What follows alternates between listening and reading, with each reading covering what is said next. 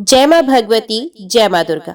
आप सभी पर माता रानी की कृपा सदा सर्वदा बनी रहे। आज आप सुनेंगे दुर्गा सप्तशती का अध्याय 12 और 13।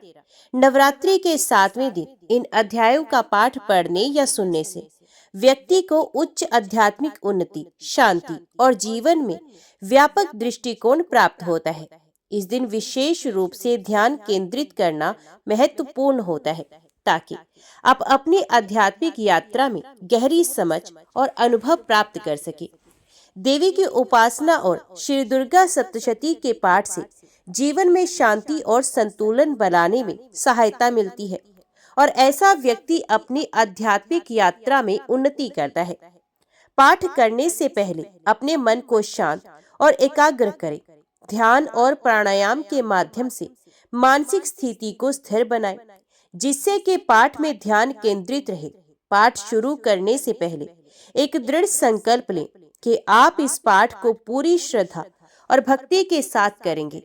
देवी से प्रार्थना करें कि वे आपके जीवन में आध्यात्मिक उन्नति, शांति और संतुलन प्रदान करें। श्री दुर्गा सप्तशती अध्याय 12। देवी चरित्रों के पाठ का महात्म्य। देवी बोली, हे देवताओं, जो पुरुष इन स्तोत्रों के द्वारा एकाग्रचित होकर मेरी स्तुति करेगा, उसके संपूर्ण कष्टों को निस्संदेह दूर करूंगी। मधु कैटभ के विनाश, महिषासुर के वध और शुंभ निशुंभ के वध की जो मनुष्य कथा कहेगा, मेरे महात्म्य को अष्टमी, चतुर्दशी एवं नवमी के दिन जो मनुष्य एकाग्रचित होकर भक्ति पूर्वक सुनेगा, उनको कभी कोई अनिष्ट स्पर्श नहीं कर सकेगा, पाप नहीं रहेगा। पाप से उत्पन्न हुई विपत्ति उसको हानि नहीं पहुंचा सकेगी। उनके घर में कभी गरीबी नहीं रहेगी और ना कभी उनको अपने प्रियजनों का विछोह होगा। इतना ही नहीं, उन्हें शत्रुओं से, लुटेरों से, राजा से, शस्त्र से, अग्नि तथा जल से कभी भय नहीं रहेगा। इसलिए प्रत्येक मनुष्य को भक्ति पूर्वक मेरे इस कल्याण कारक महात्म्य को सदैव पढ़ना और सुनना चाहिए। ये परम कल्याण कारक है। मेरा ये महात्म्य महामारी से उत्पन्न हुए संपूर्ण उपद्रवों को एवं आध्यात्मिक आदि तीनों प्रकार के उत्पातों को शांत कर देगा। जिस घर, मंदिर या जिस स्थान पर मेरा ये स्तोत्र विधि पूर्वक पढ़ा जाता है, उस स्थान का मैं कभी त्याग नहीं करती और वहां सदा मेरा निवास रहता है। बलिदान, पूजा, होम तथा महोत्सवों में मेरा ये चरित्र उच्चारण करना तथा सुनना चाहिए। बलिदान, पूजा, हवन मनुष्य चाहे जानकर या अनजाने में करे, मैं उसे तुरंत ग्रहण करती हूँ। शरदकाल में प्रत्येक वर्ष जो महापूजा की जाती है, उसमें जो मनुष्य भक्ति पूर्वक मेरा ये महात्म्य सुनता है, वे सब विपत्तियों से छूट जाता है और धन, धान्य तथा पुत्रादि से संपन्न हो जाता है। इसमें तनिक भी संदेह नहीं। मेरे इस महात्म्य व प्रादुर्भाव की सुंदर कथाओं इत्यादि तथा युद्ध में किए गए मेरे पराक्रम को सुनकर मनुष्य निडर हो जाता है, शत्रु नष्ट हो जाती है तथा उसका कल्याण होता है। उसका वंश कल्याण के मार्ग पर चलता है जो मेरे महात्म्य को सुनता है। बुरे स्वप्न दिखाई देने पर, ग्रह जनित भयंकर पीड़ा उपस्थित होने पर मेरा महात्म्य श्रवण करने से छुटकारा मिल जाता है। सब कष्ट शांत हो जाती हैं तथा स्वप्न दिखाई देने बंद हो जाते हैं और दुख इत्यादि सब मिट जाते हैं। बाल ग्रहों में ग्रसित बालकों के लिए ये मेरा महात्म्य परम शांति को देने वाला है। मनुष्यों में फूट पड़ने पर ये भली भांति मित्रता करवाने वाला है। ये महात्म्य समस्त दुराचारियों के बल का नाश करने वाला है। इसके पाठ मात्र से राक्षसों, भूतों और पिशाचों का नाश हो जाता है। पशु, पुष्प, अर्घ्य, धूप, गंध, दीपक इत्यादि सामग्रियों द्वारा पूजन करने पर मेरा ये महात्म्य मनुष्यों को मेरी जैसी सामर्थ्य की प्राप्ति कराने वाला है। ब्राह्मणों को भोजन कराकर, हवन करके, प्रतिदिन अभिषेक करके, नाना प्रकार के भोगों को अर्पण करके और प्रति वर्ष दान इत्यादि करके जो मेरी आराधना करते हैं, उससे मैं जैसी प्रसन्न होती हूँ, वैसे ही प्रसन्न मैं इस चरित्र के सुनने वालों से भी होती हूँ। ये महात्म्य श्रवण करने पर पापों को हर लेता है तथा आरोग्य प्रदान करता है। मेरा प्रादुर्भाव का कीर्तन दुष्ट प्राणियों से रक्षा करने वाला है, युद्ध में दुष्ट दैत्यों का संहार करने वाला है। इसके सुनने से मनुष्यों को शत्रुओं का भय नहीं रहता। हे देवताओं, तुमने और ब्रह्म ऋषियों और ब्रह्मा जी ने जो स्तुति की है, वे मनुष्यों को कल्याणमयी बुद्धि प्रदान करने वाली है। वन में सूने मार्ग में या दावा नल से घिर जाने पर, जंगल में सिंहों से, व्याघ्र से या जंगली हाथियों द्वारा पीछा किए जाने पर, राजा के क्रोध करने पर, मारे जाने के भय से या समुद्र में तूफान आने से, नाव के डगमगाने पर, भयंकर युद्ध में फंसा होने पर, किसी भी प्रकार की पीड़ा से पीड़ित, घोर बाधाओं से दुखी हुआ मनुष्य, मेरे इस चरित्र को स्मरण करने वाला मनुष्य घुटकर पा जाता है।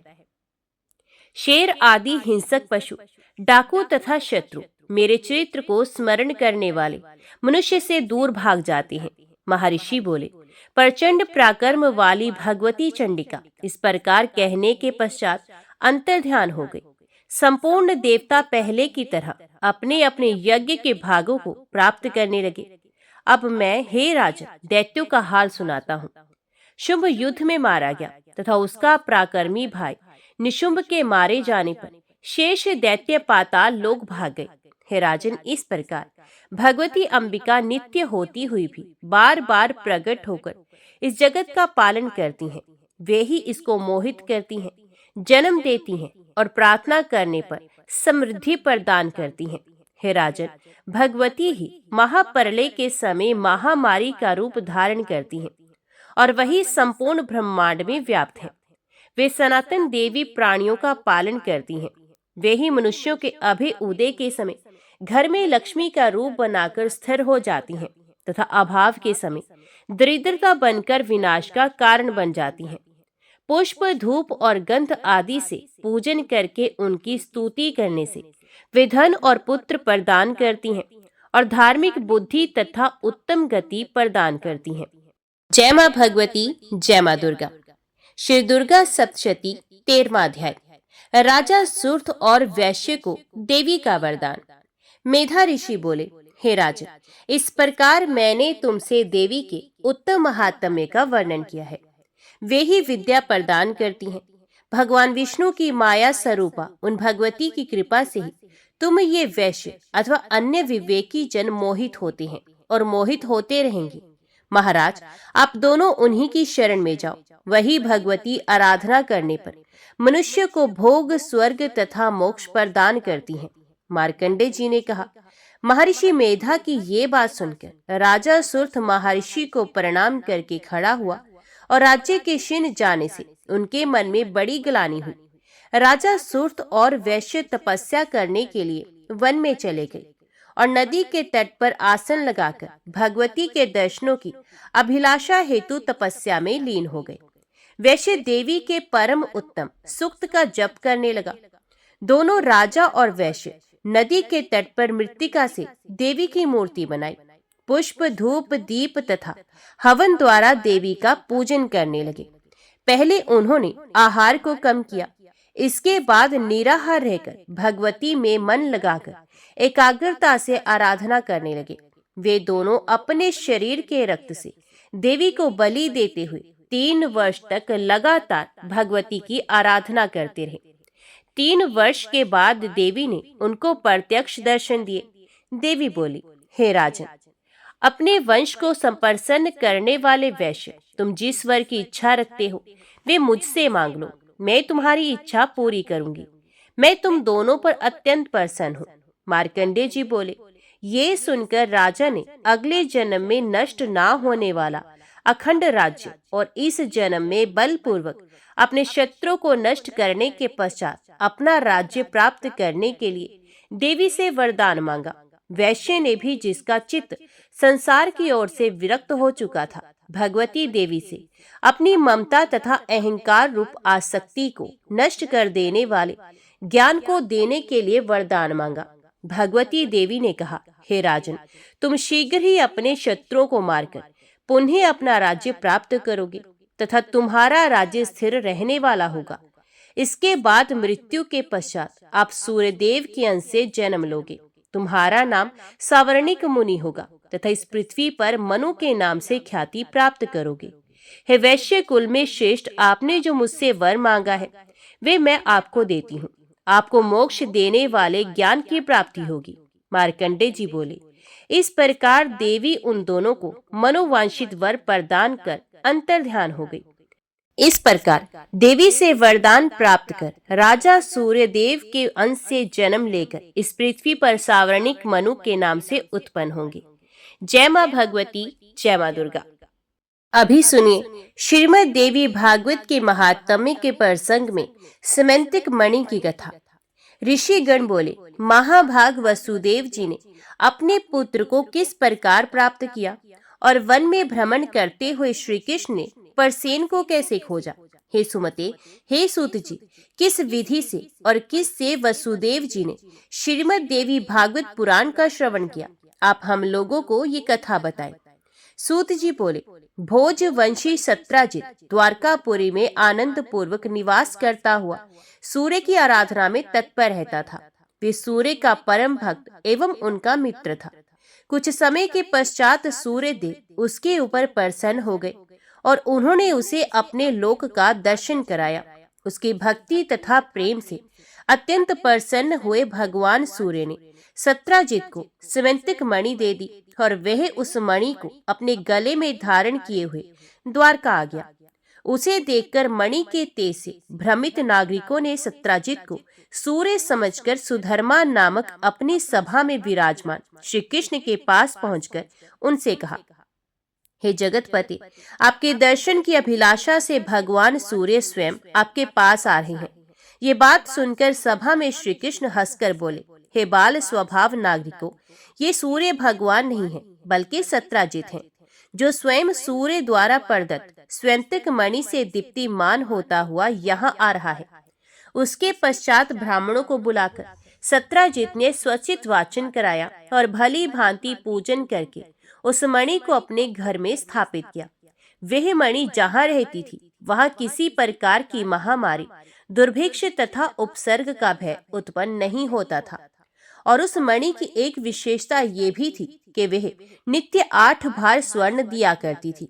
तदंतर एक दिन सत्राजित के भाई परसेन ने उस मणि को गले में धारण कर सिंधु देशीय घोड़े पर सवार होकर आखेट के लिए वन की ओर प्रस्थान किया। वहां वन में किसी सिंह ने उसे देखा और घोड़े सहित परसेन को मारकर सिंह ने वह मणि स्वयं ले ली। इसके पश्चात महाबली ऋषवराज जामवान ने मणि धारण करने वाले उस सिंह को अपनी गुफा के द्वार पर देखकर और उसे मारकर मणि स्वयं ले ली। पराक्रमी ऋषराज ने वह मणि खेलने के लिए अपने पुत्र को दे दी और वह बालक भी उस प्रदीप्त मणि को पाकर उसके साथ खेलने लगा। कुछ काल बीतने पर भी परसेन के वापस ना लौटने पर सत्राजित अत्यंत दुखी हुआ और सोचने लगा कि मणि लेने की इच्छा से ना जाने किसने परसेन को मार डाला।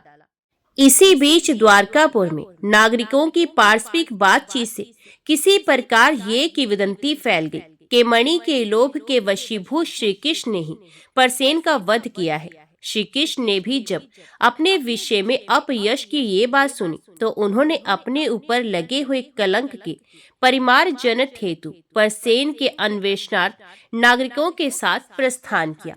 वन में पहुंचने पर श्री कृष्ण ने सिंह द्वारा मारे गए परसेन को देखा और तदंतर गिरे हुए रक्त बिंदुओं से चिन्हित मार्ग का अनुसरण करके सिंह को खोजते हुए वे कुछ दूर चले गए। इसके पश्चात एक गुफा के द्वार पर मरे हुए सिंह को देखकर भगवान श्री कृष्ण करुणा युक्त वाणी में नागरिकों से बोले, मणि का हरण करने वाले को खोजने के लिए मैं इस गुफा के भीतर प्रवेश कर रहा हूँ।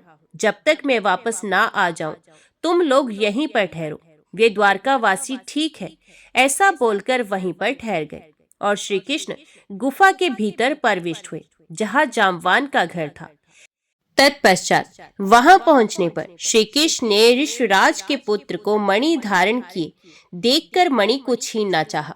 इस पर उसकी धात्री भयभीत होकर चिल्लाने लगी। तब धात्री की आवाज सुनकर जामवान तुरंत वहां आ गया और वह अपने पूर्व स्वामी श्री कृष्ण के साथ दिन रात निरंतर युद्ध करने लगा। इस प्रकार उन दोनों के बीच 27 दिनों तक भयंकर युद्ध हुआ। इधर द्वारकावासी गुफा के द्वार पर 12 दिनों तक श्री कृष्ण के आगमन की प्रतीक्षा करते हुए ठहरे रहे, किंतु इसके बाद वे भयभीत होकर अपने अपने घर चले गए और वहां पहुंचकर उन्होंने लोगों से सारा वृत्तांत कहा।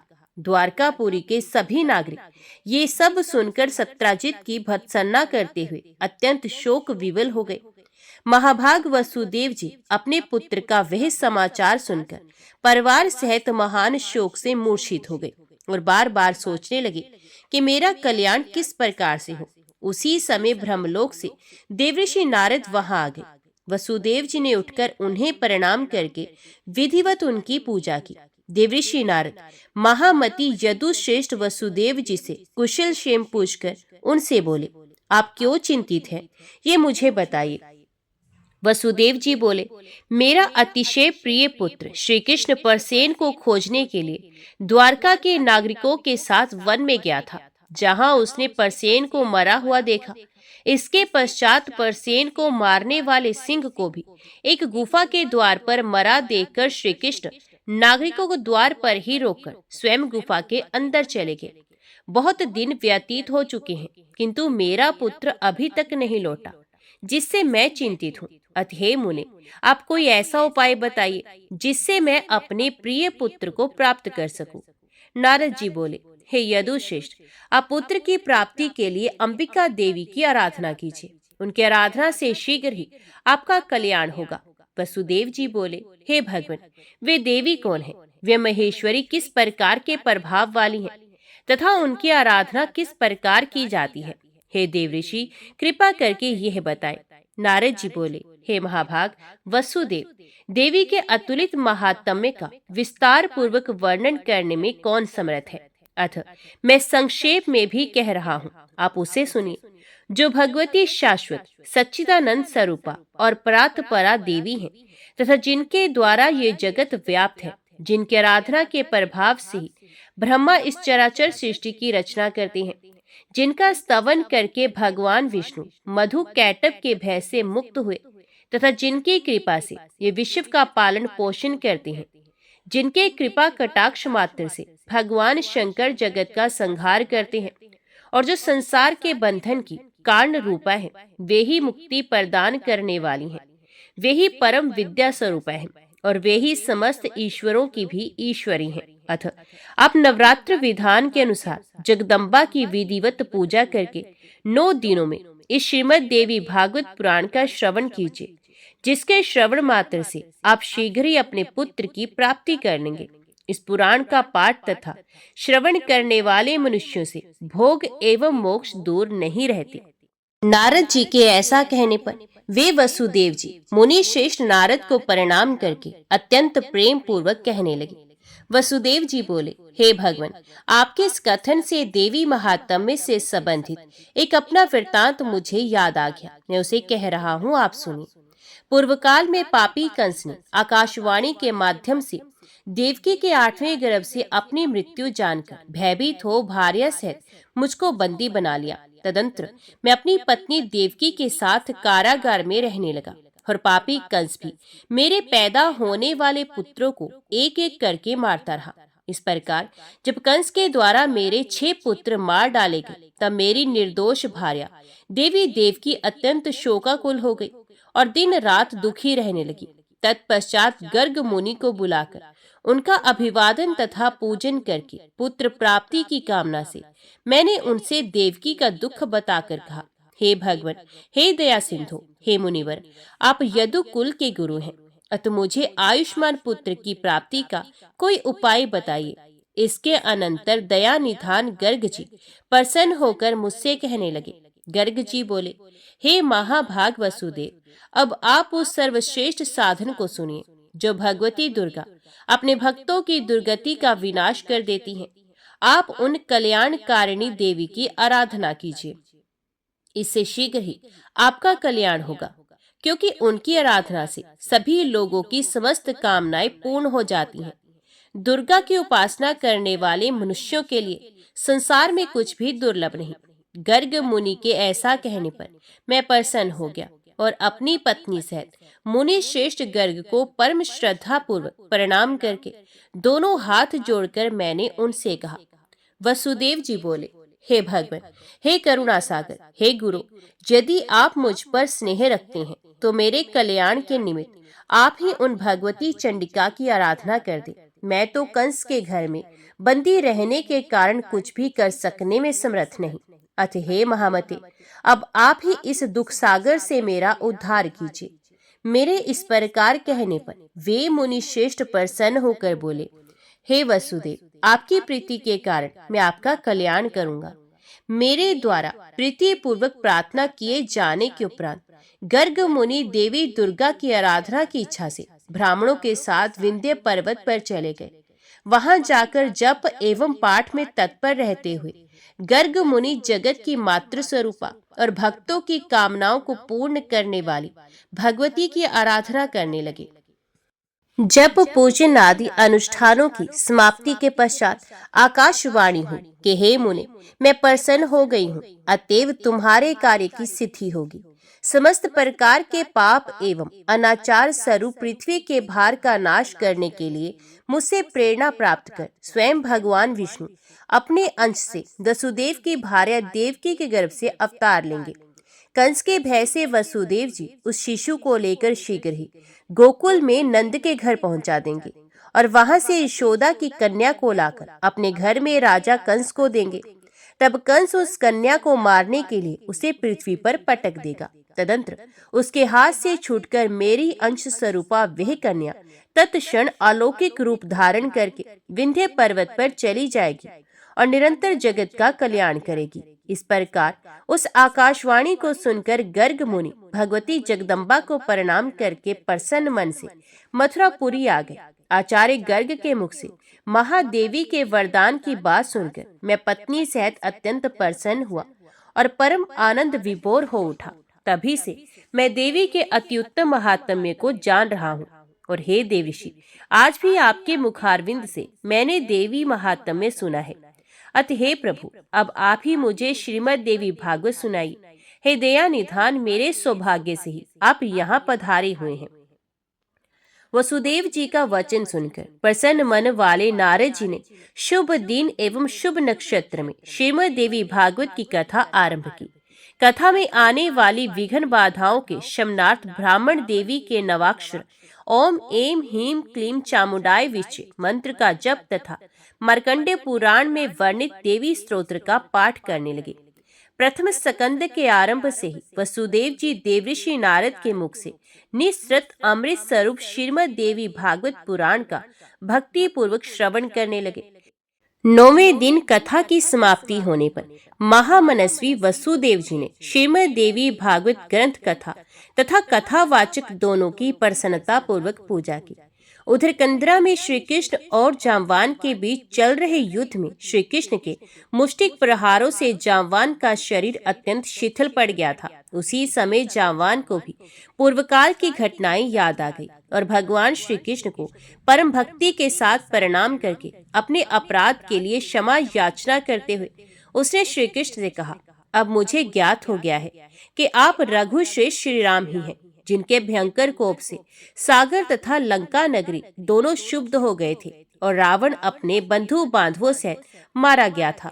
हे श्री कृष्ण, वे राम आप ही हैं, अतः मेरी धृष्टता को क्षमा करें। मैं आपका सर्वथा सेवक हूँ, अतएव मेरे योग्य जो भी कार्य हो उसके लिए मुझे आदेश दीजिए। जाम्बान का वचन सुनकर जगतपति श्री कृष्ण बोले, हे ऋषराज, मणि प्राप्त करने के लिए हम लोग स्कंदरा में आए हुए हैं। तत्पश्चात ऋषराज जाम्बान ने श्री कृष्ण की विधिवत पूजा करके सैमंतिक मणि तथा अपनी पुत्री जामवती उन्हें प्रसन्नता पूर्वक अर्पित कर दी। श्री कृष्ण ने जामवती को पत्नी के रूप में अंगीकार करके मणि को गले में धारण किया और ऋषराज जाम्बान से विदा लेकर वे द्वारकापुरी के लिए प्रस्थित हुए।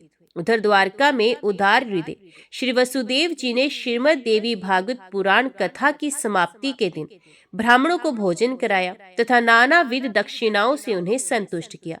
जिस समय वे ब्राह्मण वसुदेव को आशीर्वाद प्रदान कर रहे थे, उसी समय भगवान श्री कृष्ण मणि धारण किए हुए पत्नी जामवती के साथ वहां आ पहुंचे। भार्या सहित भगवान श्री कृष्ण को देखकर वसुदेव जी तथा उपस्थित जन समूह की आंखें हर्षातिरेक के अश्रु से परिपूर्ण हो गई और वे परम आनंदित हुए। देवर्षि नारद भी श्री कृष्ण के आगमन से हर्षित हुए और उन्होंने वसुदेव जी तथा श्री कृष्ण से विदा लेकर ब्रह्म सभा के लिए प्रस्थान किया। जो मनुष्य निष्कपट भक्ति एवं शुद्ध हृदय से भगवान के इस विख्यात तथा कलंक नाशक चित्र का पाठ एवं श्रवण करता है, वे पूर्ण सुखी हो जाता है। जगत में उसकी सभी कामनाएं पूर्ण हो जाती हैं तथा मृत्यु के अनंतर वे मोक्ष पद प्राप्त करता है। जय माँ भगवती, जय माँ दुर्गा। आज की वीडियो में इतना ही। उम्मीद करती हूँ वीडियो आपको पसंद आई होगी। वीडियो पसंद आई हो तो वीडियो को लाइक और चैनल को सब्सक्राइब जरूर कीजिएगा। जय माता दी लिखकर कमेंट बॉक्स में अपनी हाजिरी और अपने सुझाव देना ना भूलेगा। तो मिलते हैं अगली कथा अगली वीडियो के साथ। तब तक के लिए देखते व सुनते रहिए। जय माँ कंचन, जय माता दी।